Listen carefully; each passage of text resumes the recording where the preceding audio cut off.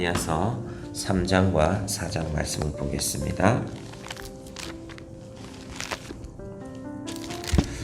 제가 2장씩을 먼저 읽어 나가고 또 이렇게 설교를 통해서 말씀을 전해 드릴 것입니다.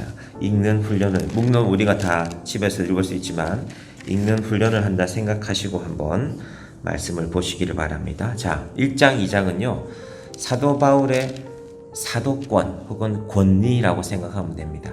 갈라디아에 분명히 바울이 복음을 전했는데 뒤에 온 사람들이, 바울보다 뒤에 온 사람들이 바울은 말이야 예루살렘 사도들의 권위를 받지 않았어.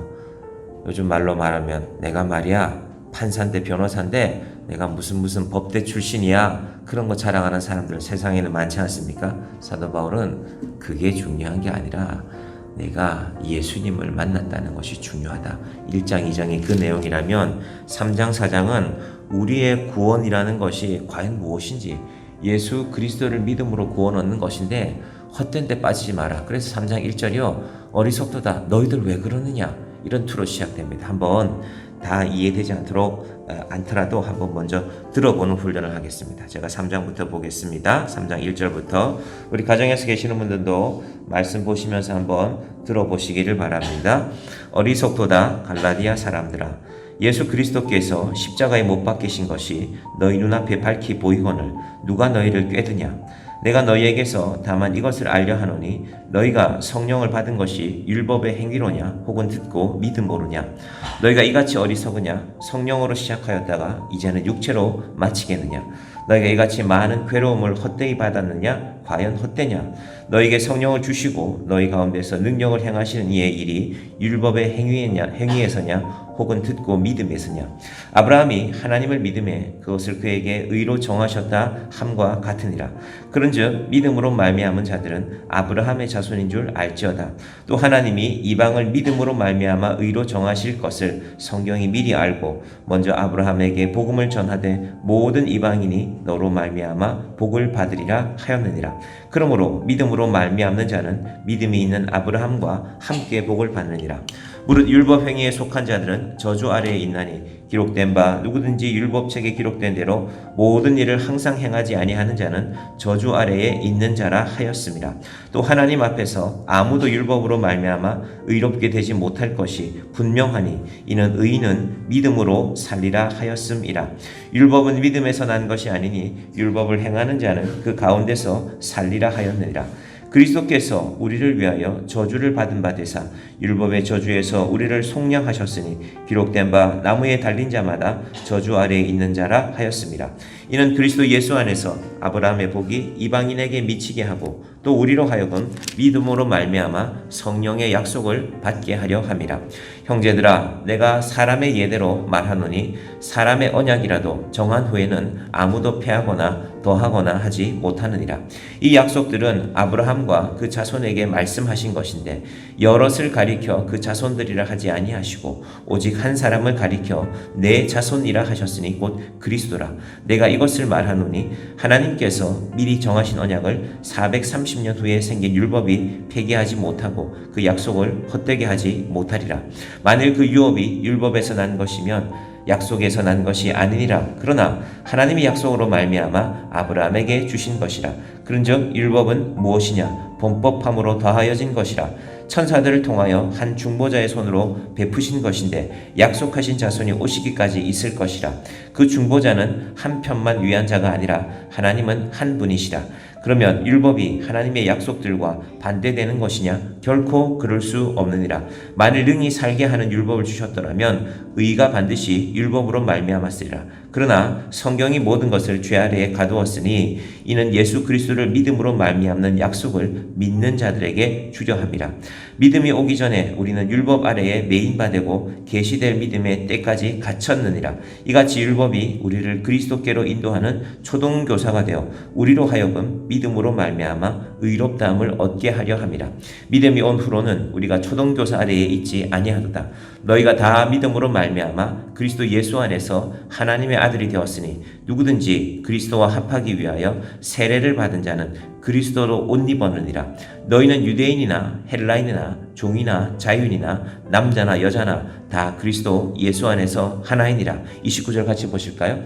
너희가 그리스도의 것이면 곧 아브라함의 자손이요 약속대로 유업을 이을 자니라. 아멘. 제가 설교하겠지만 3장에서 간단하게 몇 가지만 말씀드리겠습니다. 17절에 430년이란 말이 나오죠. 이게 무슨 말씀이냐면은 너희가 정말 율법으로 구원받는다고 믿는다면, 율법을 지켜서, 그러면 아브라함은 어떻게 할 건데, 이 말입니다. 아브라함은 율법이 주어졌다는 것은요, 모세에게 주어진 것이거든요. 아브라함과 모세가 율법을 받기까지 430년이란 세월의 차이가 있습니다. 기간의 차이가 있습니다. 그러면 우리가 믿음의 조상으로 믿는 우리의 믿음의 조상인 아브라함도 구원 못 받았겠네? 라는 말을 사도 바울이 하는 것입니다. 사실 이 말을 들었을 때 유대인들이 충격에 빠졌을 것입니다. 야, 그렇구나. 바울은 율법이라는 의미와 율법 역사를 정확하게 알기 때문에 이 말씀을 하는 것입니다. 또 하나, 초등교사라는 단어들이 이제 23절부터 나오고 있습니다. 초등교사.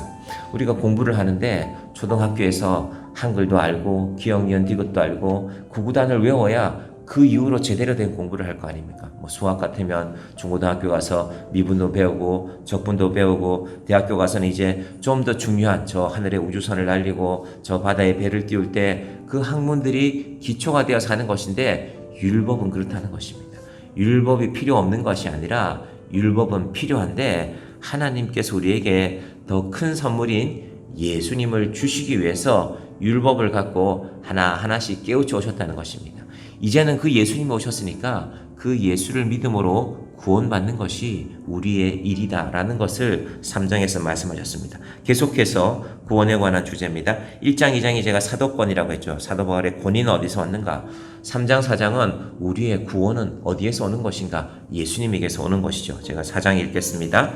또 내가 말하노니 유업을 이을 자가 모든 것의 주인이나 어렸을 동안에는 종과 다름이 없어서 그 아버지가 정한 때까지 후견인과 청지기 아래에 있나니, 이와 같이 우리도 어렸을 때에 이 세상의 초등학문 아래에 있어서 종노릇하였더니, 때가 참에 하나님이 그 아들을 보내사 여자에게서 나게 하시고 율법 아래에 나게 하신 것은 율법 아래에 있는 자들을 속량하시고 우리로 아들의 명분을 얻게 하려 하심이라.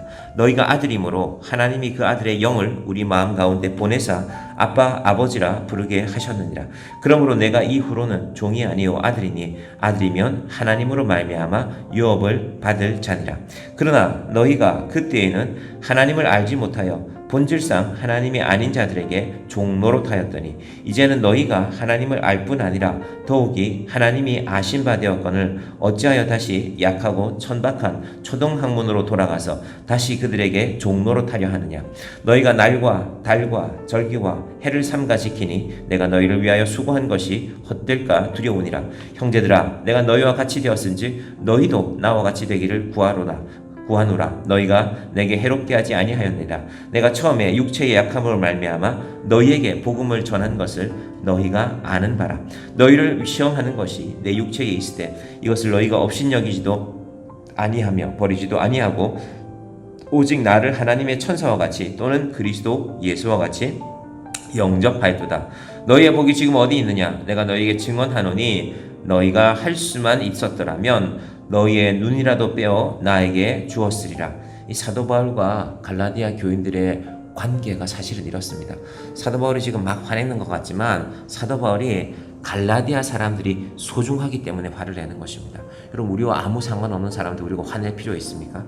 내가 너희와 함께 복음을 전할 때 너희가 얼마나 나를 위했든지 너희가 눈이라도 빼어서, 내가 혹시 사도 바울이 시력이 안 좋았거든요.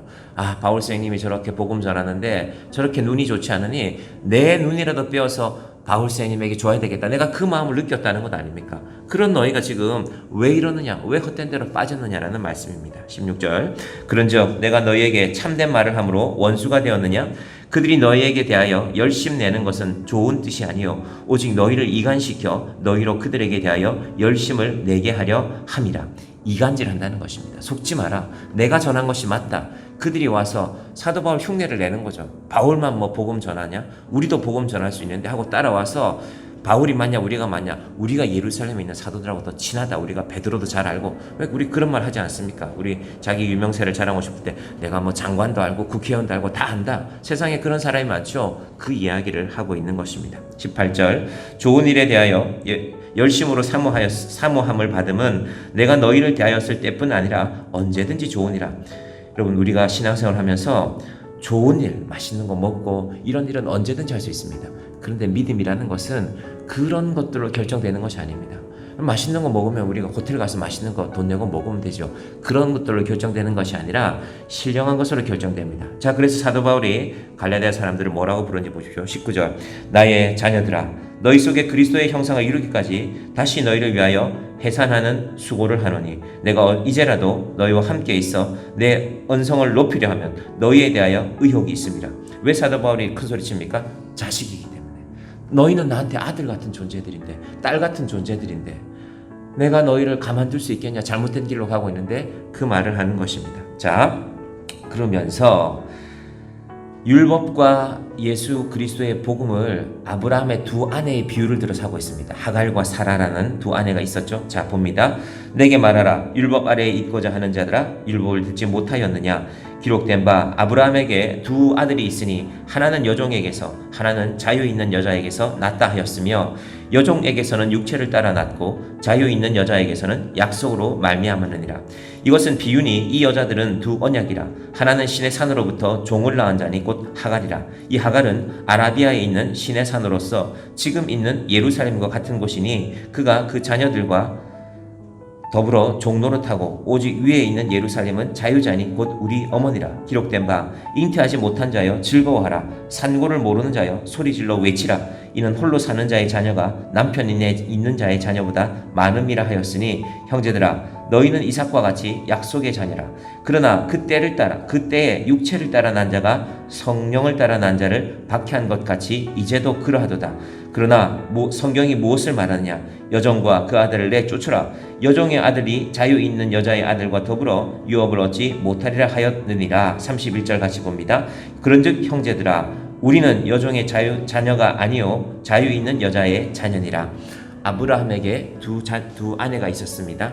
하나는 하갈인데 이거는 사라가 잘못 선택한 거죠. 사라 자신이 아기를 낳지 못하니까 내 종기라도 취해서 자식을 좀 낳으시오 했습니다. 사실은 아브라함이 그걸 따라서는 안 되는데 따랐죠. 하갈에서도 아들이 태어났습니다. 이스마엘이라는 아들이. 하지만 하나님의 약속은 하갈과 그 아들에게 있는 것이 아니라 사라와 그 아들에게 있다. 이게 지금 이제 이슬람교와 유대교가 나는 배경이 되는 것인데 하나님께서 약속하신 것이 진짜 아들이다. 예수님이 오셨지 않냐? 이 예수님이 진짜 아들인데 헛된 율법에 쏘가 넘지 말라. 초등학문에 매여 있지 말라. 여러분 대학생이 되었는데도 대학생이 열심히 공부한다고 구구단을 날마다 외우고 있는 걸 생각해 보십시오. 대학생이 대학교 들어가는데 2는 2, 2는 4, 99, 81 아버지 저 구구단 잘 외우지요. 그런 일이 초등학문에 빠진 것입니다. 우리의 믿음이 자라나기를 바랍니다. 우리가 갈라디아서 이제 이렇게 하는 것이 여러분에게 좀 익숙치는 않을지 모르겠지만 제가 사도 바울의 편지를 좀 더 분명하게 잘 설명하는 길로서 이 방법을 택하는 것입니다. 우리 갈라디아서는 한번 그렇게 해볼 수 있도록 하겠습니다. 기도하겠습니다. 하나님 아버지 감사합니다. 사도 바울이 갈라디아 교인들을 향하여서 너희가 할 수 있었더라면 눈이라도 빼어 내게 주었으리라. 놀라운 사랑을 누렸습니다. 하나님, 우리가 예수 믿는 형제 자매 사이에, 예수 믿는 성도와 목회자 사이에 이 놀라운 사랑이 있게 하여 주시옵소서. 할 수 있으면 내가 눈이라도 떼어서 당신에게 주고 싶습니다. 하나님 아버지, 사도 바울이 그 사랑을 알았기에 갈라디아 성도들에게 호통치고 있습니다. 어리석도다 갈라디아 사람들이여, 왜 헛된 것에 빠져 있느냐? 하나님께서 우리에게 아들을 주셨는데 왜 아들을 믿지 않고 초등학문에 빠져 있느냐? 하나님, 우리의 믿음도 자라나는 믿음이 되게 하여 주시옵소서. 아버지 하나님, 우리가 대학생이 되어서도 구구단을 외우고 있는 어리석은 자들이 되지 않게 하여 주시옵소서. 하나님의 사랑이 얼마나 큰지, 예수님께서 우리를 얼마나 사랑하셨는지 그 사랑을 알고 우리도 기꺼이 그 사랑을 믿음의 형제 자매들에게, 우리의 이웃들에게 전하는 자들이 되게 하여 주시옵소서. 예수님의 이름으로 기도드립니다. 아멘.